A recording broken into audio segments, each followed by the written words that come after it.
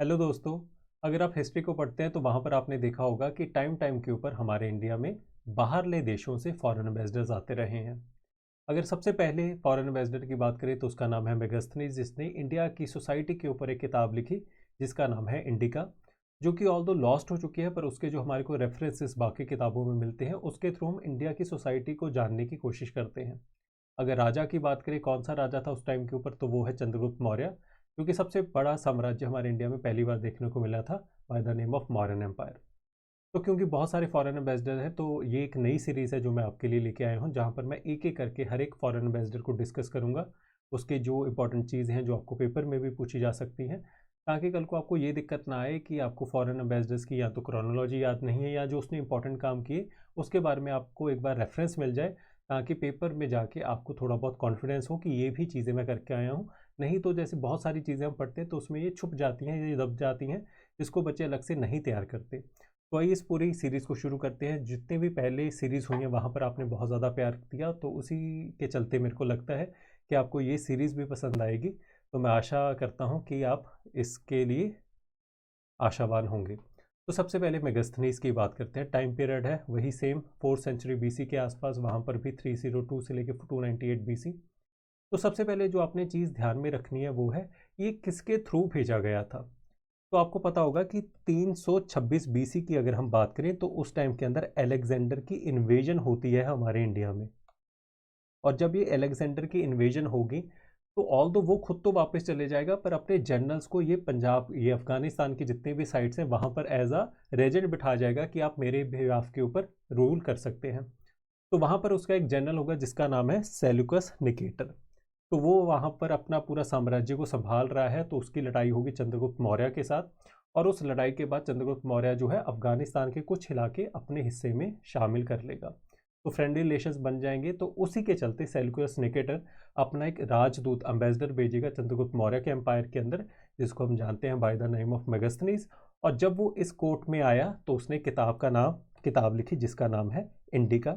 All दो lost है, पर उसने बहुत ज़्यादा इंपॉर्टेंट कंसेप्चुअल क्लैरिटी वाली चीज़ें लिखी। जैसे सबसे पहले तो उसने लिखा कि अगर हम स्लेवरी की बात करते हैं तो वो एब्सेंट है इंडिया में, कि slavery is absent in India. तो कल को अगर पेपर में आपको ये स्टेटमेंट दे दी जाए कि अगर मेगास्थनीज की इंडिका बुक के हिसाब से उसने वो लिख के गया है कि स्लेवरी एब्सेंट है, तो एकदम सही फैक्ट होगा।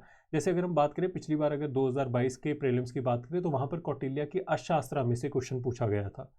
वो जो क्वेश्चन था वो रोमिला थापर जी की नई एडिशन आई है अर्ली इंडिया, तो वहाँ से उठाया गया था। तो साथ में मैं कोशिश करूँगा अगर किसी बुक्स के बारे में कहीं कहीं कुछ रेफरेंस नई किताबों में है तो वो भी मैं आपको साथ में ही करवा दूँ। So in Indica, he wrote that slavery is absent in India. He describes the region of the Gandhara region and the massive herds of elephants that made the Gandhara region unconquered by any foreign king.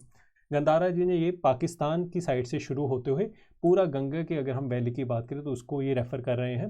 तो यहाँ पर ये special mention करते हैं elephants का, कि यहाँ के जितने भी राजे हैं वो एलिफेंट्स को इस तरह से बखूबी यूज़ करते हैं अपने वॉरफेयर में कि कोई भी बाहर से आया हुआ राजा यहाँ के राजाओं को नहीं हरा सकता।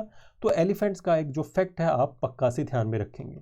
अब एक इम्पॉर्टेंट चीज़, जैसे मैंने आपको बताया कि ये जो मेगास्थनीज है ये पहला फॉरेन एम्बेसडर है जो हमारे इंडिया में आया, और यही एक पहला बंदा बनेगा जो कि इंडिया के ऊपर डॉक्यूमेंटेड हिस्ट्री लिखेगा।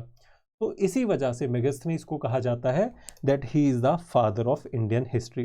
तो ऑल दो कल को ये 4 स्टेटमेंट देके 4 पर्सनैलिटीज़ का नाम देके पूछ लिया जाए कि किसको हम फादर ऑफ इंडियन हिस्ट्री के नाम से जानते हैं, तो हमारा बेसिक कॉमन सेंस यही होगा कि किसी इंडियन का ही नाम यहाँ पर सही होना चाहिए। पर हमेशा याद रखना that Megasthenes is considered as the father of Indian history. तो आप सबके लिए एक क्वेश्चन भी है मेरी तरफ से, आपने कमेंट सेक्शन में बताना है कि फादर ऑफ हिस्ट्री को हम किसके नाम से जानते हैं, कि किसको फादर ऑफ हिस्ट्री कहा जाता है।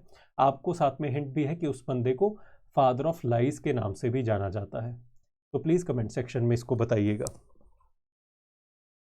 उसके बाद जो दूसरा हमारा इंपॉर्टेंट बंदा आएगा वो है डिमेकस। यहाँ पर हम चंद्रगुप्त मौर्य या फिर मौर्यन एम्पायर की ही बात कर रहे हैं कि मौर्यन एम्पायर के दौरान कौन कौन से एम्बेसडर्स आए। तो जो चंद्रगुप्त का बेटा है बिंदुसार, उसके टाइम के अंदर एक नया एम्बेसडर आएगा जिसका नाम है डिमेकस। ऑल्दो इसने कोई भी बुक नहीं लिखी, और यहाँ फिर लिखी भी हो तो हमारे को उसके बारे में अंदाज़ा नहीं है, तो आपने क्रोनोलॉजिकली वाइज बस यही दो नाम याद रखने हैं कि मौर्यन एम्पायर की बात करते हैं तो सबसे पहले मेगास्थनीज आए और दूसरे नंबर के ऊपर हमारे पास है Deimachus which was sent by Antiochus who was in turn son of Seleucus Nicator. बस आपको इतना ही ध्यान में रखना है, उसके ज़्यादा डिटेल में जाने की ज़रूरत नहीं है। On the other hand side अगर हम मेगास्थनीज को और ज़्यादा थोड़ा डिटेल में डिस्कस करें तो वहाँ पर वो लिख के गया है अपनी किताब के अंदर कि इंडिया के अंदर मेरे को 7 प्रोफेशंस देखने को मिलते हैं, that there are 7 professions in this Indian subcontinent. तो बेसिकली उसमें सबसे पहले जो वो बात करता है प्रोफेशन की वो है by the name of philosophers, जिसको हम ब्राह्मण्स के नाम के साथ कोरिलेट कर सकते हैं कि ब्राह्मण्स क्योंकि एक तरह के फिलोसफर ही हैं तो उन्होंने ब्राह्मण को फिलोसफर की तरह समझा है। उसमें शेफर्ड्स हैं, वॉरियर्स हैं, फार्मर्स हैं, तो इस तरह से 7 अलग अलग तरह के वर्णन दिए गए हैं।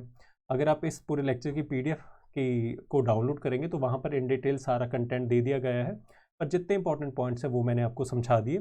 उसके साथ साथ मैं आपको ये भी करवाना चाहता हूँ कि अगर हम एम्बेसडर्स की बात कर रहे हैं तो साथ में आप ये भी देख लीजिए कि इन टाइम्स के ऊपर कौन कौन सी फॉरेन इन्वेजन्स हुई हैं।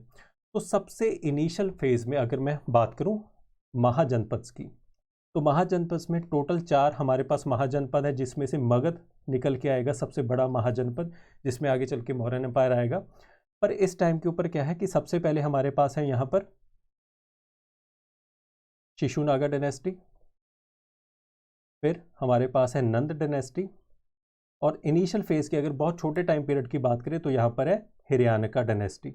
इन 3 डायनेस्टीज के बाद हमारे पास आता है मौर्यन एम्पायर, जो मैंने आपको बताया कि 326 BC के आसपास हमारे पास अलेक्जेंडर की इन्वेजन होगी, तो उसको हम मैसेडोनियन इन्वेजन के नाम से भी जानते हैं।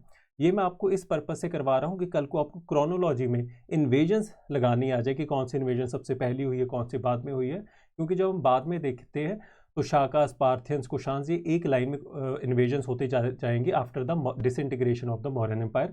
तो जैसे मौर्यन एम्पायर के बाद वाले एम्बेसडर्स की बात करेंगे तो वहाँ पर मैं वो भी आपको करवा दूंगा। तो मौर्यन एम्पायर के जस्ट पहले आपके पास मैसेडोनियन या फिर अलेक्जेंडर की इन्वेजन, जिसको हम ग्रीक इन्वेजन के नाम से भी जानते हैं, पर उससे भी पहले अराउंड 550 BC हमारे पास है एकेमेनियन इन्वेजन, जिसको हम पर्जियन इन्वेजन के नाम से भी जानते हैं। तो यहाँ पर आपने 2 इन्वेजन देख चुके हैं। सबसे पहले पर्शिया की इन्वेजन होगी, एकेमेनियन एम्पायर है वहाँ पर, वो आके यहाँ पर अटैक करेंगे, तो आपने सबसे पहले वो ध्यान में रखना है। और दूसरे नंबर के ऊपर है अलेक्जेंडर की इन्वेजन। तो जैसे जैसे हम आगे लेक्चर्स आते जाएंगे तो ये लिस्ट बड़ी होती जाएगी, साथ में मैं आपको एक्सप्लेन करता जाऊँगा, तो आपकी क्रोनोलॉजी भी बनती जाएगी और आपको हिस्ट्री को समझने की जो ताकत है वो और भी ज़्यादा बेहतर होती जाएगी। तो मैं आशा करता हूँ ये चीज़ें आपको समझ में आ गई होंगी। इन केस आपको कोई किसी तरह की एडिशन चाहिए या फिर आपको चाहिए कि थोड़ा कुछ और मैं इंक्लूड कर सकूं इसके अंदर, तो वो भी आप कमेंट सेक्शन में लिख सकते हैं, या फिर अगर आप इस सीरीज़ से खुश हैं तो वो भी एक बार बता सकते हैं, तो मेरा प्रोत्साहन बढ़ेगा और मैं और ज़्यादा बेहतर से काम करने की कोशिश करूँगा। तो this was all from my side. I hope that you would have like this video. Thank you so much.